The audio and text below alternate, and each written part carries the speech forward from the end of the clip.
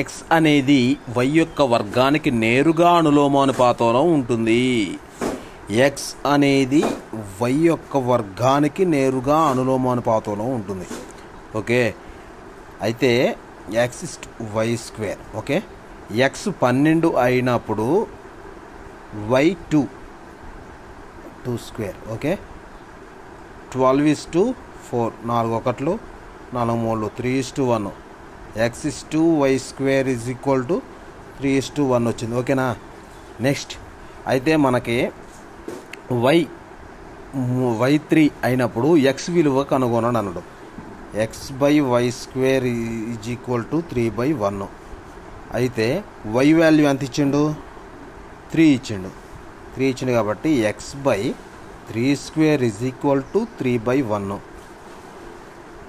X is equal to 3³ is equal to 27. Answer వచ్చేసిందిగా.